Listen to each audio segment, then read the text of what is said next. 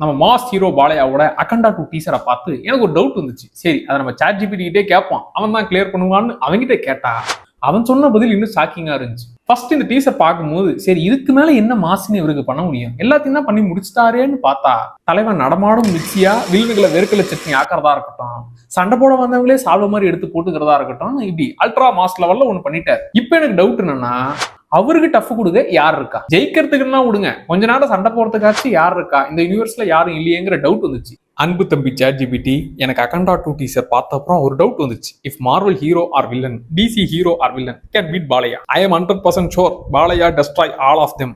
You also agree that? ஏன்டா தயங்குற, தைரியமா சொல்றா, சொல்லு, நீ தான் தைரியமா நாளத்தை சொல்லு.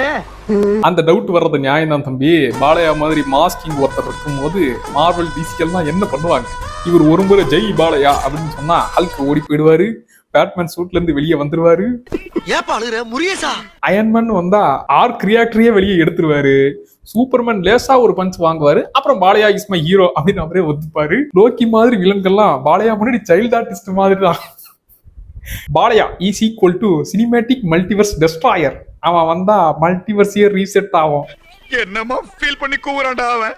அண்ட் உங்களுக்கு இந்த டீசர் எப்படி இருந்துச்சு, இவருக்கு டஃப் கொடுக்க யார் இருக்கா அப்படிங்கிறத கமெண்ட்ல சொல்லுங்க.